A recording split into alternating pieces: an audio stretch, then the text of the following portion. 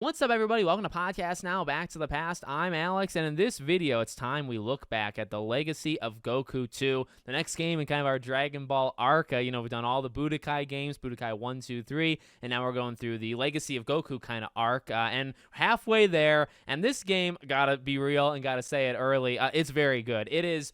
the first game, I have a video on that, put out about month and a half ago. That game is complicated. That game is, I don't think, very good. I think that's kind of general opinion, but you know what their other general opinion is that this game is really where they hit their stride, and it couldn't be more true. What's kind of crazy that if you know just a little bit of the history, like this was the same team, and this was like a year or so later. Like this was very quick turn. Now it was much easier to do turnaround. 2001, 2, 3, 4. It's much harder to make a game in like 1 year nowadays versus back then. So granted, but at the same time, for 1 year for the same team, honestly, you would think this isn't even the same studio considering how much of a jump 1 is to 2. So I really like it. I think 2 is far, far superior. I hear very mixed thoughts on the third game. We'll get to that maybe in another month or two, but I think some people really love it and think it's also one of the better Dragon Ball games, one of the better Game Boy games. Some people think this is the better one. So we're here to talk about it a little bit. So sticking with the theme of like, it's just better overall. Well, what makes it better overall? Well, again, 1 year, it looks visually much, much better. Really like the visuals. Oh, I mean, I did in the first game too. Like this is a very nice style. I never played these games originally, right? So this is like the first time I'm ever going through them, and I had heard about 2. When I was playing 1, it was very tough on me, and I heard that 2 is miles better. I think Mr. Matty Plays, I saw a video a long time ago of him playing 2, and so, just visually you can say, okay, breath of fresh air, we're kind of back, but we're also in a better spot. The combat is probably the main thing, right? I mean, there's a few other things, even like the utilization of Goku is an interesting one as well, but the combat is just so much better. Being able to sprint, being able to go diagonal, and we talked about it, I think, in the first game. Even though 2001, 2, 3, like the early 2000s, it's still not asking for much at that time to go diagonal. Like, Game Boy games went diagonal, and I'm literally saying, like, moving in a diagonal fashion. You could not do that in the first game, and games could do that in the early 90s, okay? So it's something that you don't ask for too much. I know games are complicated, and games back then were probably complicated too, but it's good to see them adding it on to Legacy of Goku 2. So, diagonal movement, sprinting, just better combat in general. So, like, now what's interesting about it is the enemies still have, like, a finicky nature to them. I found, especially playing it, where there's still a hitbox, and the hitbox is interesting. And I watched a couple people talking about this game. I saw nobody talk about this one element, so maybe it was just me. But when you get close enough to the enemies, there's almost like a staggering system that plays out where if you hit them and they almost like bounce backwards, you're able to kind of combo them. And I mean, combos are just generally also another thing in this game that are much better and just actually there, compared to before. But I found that, if you're just within not even like arm's length, just a certain box, a hitbox, the enemies will hit you, and they can get on you. They can hit you like 2, 3, 4 times before you get close enough to hit them, because there's just almost some invisible distance between you and them that they're able to strike. So that was something that it was still frustrating, but it felt a little actually more tactical. It's like if you could get the right angle, you could maybe sneak up from behind, or if you could just kind of get up in their face before they kind of establish that invisible hitbox, oh, you were golden, right? And it's more satisfying. This game has pretty satisfying combat. Now,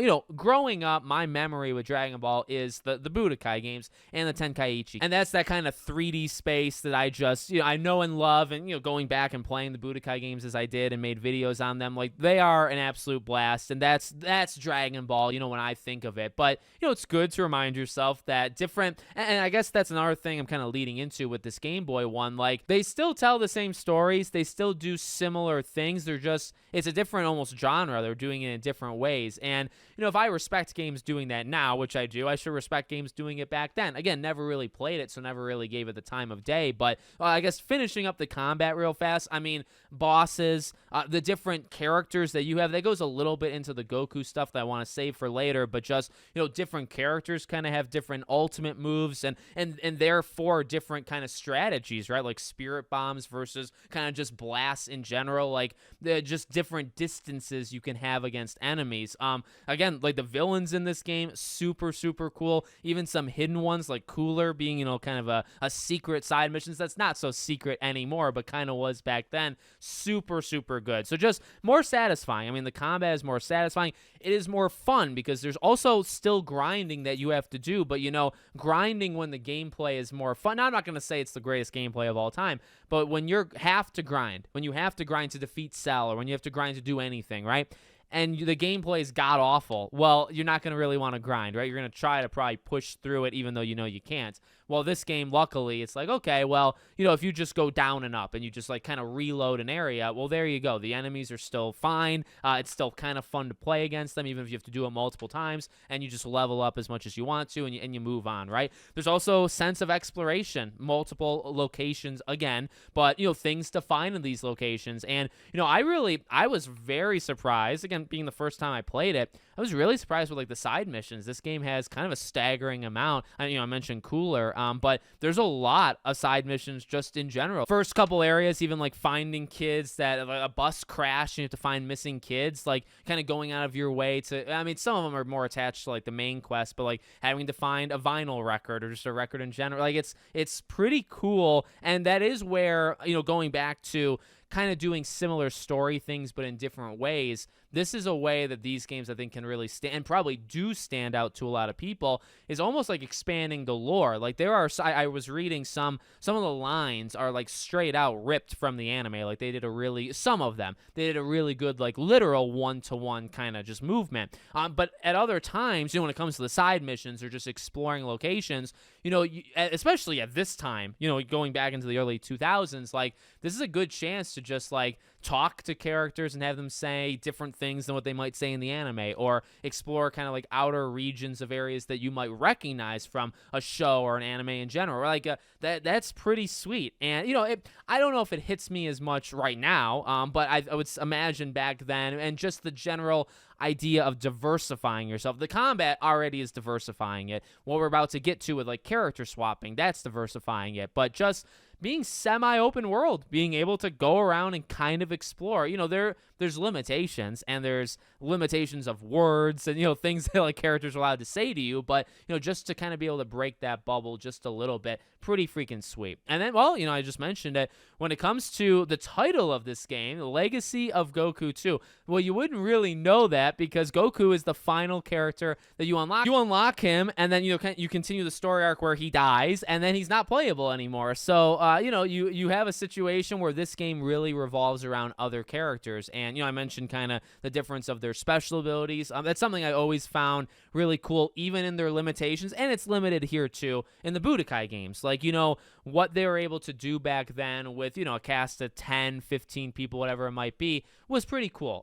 You expect more nowadays, and that's why Sparking Zero, hundreds of characters, right? And, they're all a little bit different, at least in their moveset, or what they're called, or what they do with their special abilities.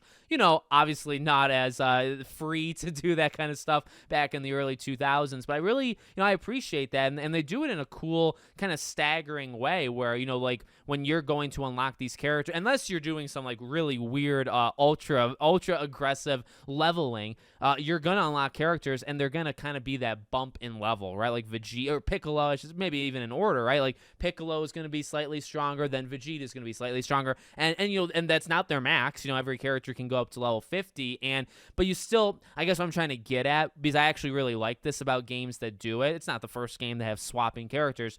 When you do it, you just feel that initial bump of like power. Like when you go out with Piccolo to fight the dinosaurs, just that first couple fights, you're like, oh my god, I am so much more powerful than I was like 5 minutes ago. Now eventually you hit a wall. Eventually you say, okay, well, you're more powerful, but you still have to level up. Like being level whatever he is to start, like 10, 11, 12, like that's not gonna cut it, right? Like you're gonna need to go, Vegeta, same thing, like being 20 or 15, you're gonna have to keep going up higher than that. So I like that. It's got that feeling of kind of initial power power boost, which I wonder if there's like some psychology kind of behind that where they want you to feel that way, but then you hit a wall and you say, okay, it's still the same thing. But again, I mean, well, that goes back now to exploration. A cool thing in this game is going around and finding your capsules, right? And every time you level up, being able to kind of see a clear, definitive picture of how you're leveling up and what is leveling up, and then it'll tell you like your stat boost, right, every time you do it. And then going around, and whether you're finding capsules to fulfill a side quest, right, the golden ones being that, or just finding ones that'll increase your strength or your endurance or stuff. So, you know, there's reasons to explore because it's easy ways to just kind of grind, and again, grind in a semi-fast and fun type way. But then there's also, you might find a side quest. You might find a capsule that could really elevate you kind of to that next level to face a boss or a side boss, or, you know, whatever you want to say. Like, there's reasons to explore. Now, really, the last part that I really haven't talked about too much is the story, and I kind of leave that for like the shorter segment, because at the end of the day, this is it's not a massive downfall. You know, I've said this before, I think even with the Budokai games. Maybe it's because I'm playing them so far in the future, like, you know, nowadays. Because I'll see people that comment quite oftenly, not just on my stuff, like just the YouTube sphere in general, that will talk about, you know, this recycling of, you know, they stick to the same arcs, you know, every time. And I mean, I get it. I totally get it. Again, maybe it's more, you know, I am a fan, but I'm not like a super ultra like diehard fan. So, you know, some of like the smaller kind of moments, maybe some people want them to focus on, I don't even really think about. Like, that's definitely part of it. Or again, like, I'm playing the game 20 plus years later.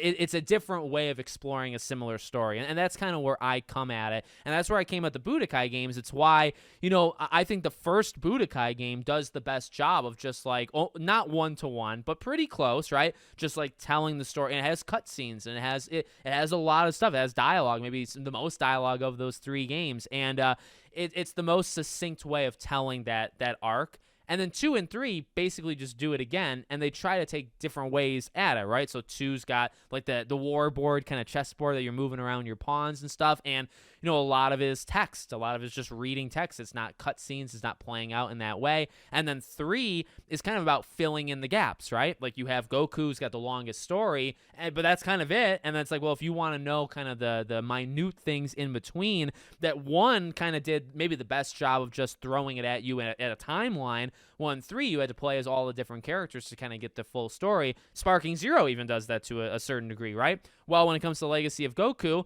again, kind of the same thing. Now, I guess Legacy of Goku, slightly different because it just picks up where 1 left off, so it's not literally retelling the story of 1. But, you know, with 2, it uses this, again, kind of dynamic feel of swapping characters, going through the end of Frieza's arc all the way to the Cell games. And, yeah, and those are some of my favorites. Like, those are the ones I think of the most. I mean, they're clearly the ones I've played the most, so there is that. But I guess that doesn't hurt. Like, I love Cell. I've talked about it. Like, Frieza is one of my favorites. Majin Buu might be my absolute favorite, so I'm looking forward to the 3rd game. But again, like, this game does its own thing. This game tells the story that we have seen multiple times. I mean, I'm only talking about Budokai, Legacy of Goku, and Sparking Zero. There's many games in between that have also done this, right? So it's not like this is the first. I mean, back then, it's not necessarily the 50th time you've done it. It's only a couple times, right? But I get it. I can understand where the criticisms kind of come into play with that. But you know, I mentioned earlier with kind of the more semi-open world feel and kind of breaking that bubble of like, this isn't one-to-one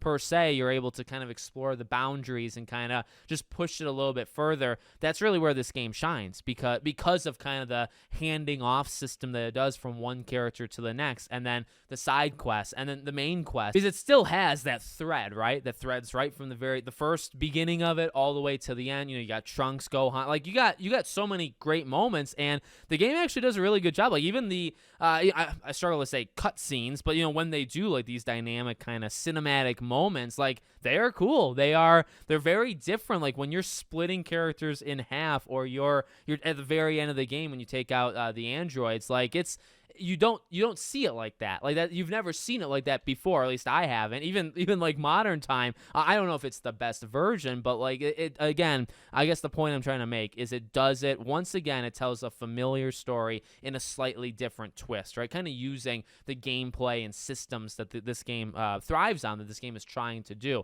and the limitations. Like the Game Boy can't do everything, right? So yeah, I don't know. I really liked it. I really enjoyed my time. I mean, I know I kind of talked about like some of the outskirts stuff stuff. But, most of this game is going around, fighting, completing quests, stuff like that. And I think that's actually where it feels at its best. I think the combat is actually pretty good. It's not deep. I wouldn't say it's like the deepest thing on planet Earth, but, it is fun. And as long as you kind of like figure out that hitbox thing I was talking about earlier, I think the game is actually a really fun time. And I'm glad I'm playing these games, really. I keep saying it, but I'm glad I, for the first time, went back for Legacy of Goku 1 and 2. So I'm looking forward to end the trilogy off very, very soon. Let me know what you guys think in the comments. Make sure, as always, you're subscribed to the channel, bell icon turned on, and I hope to see you all on the next one.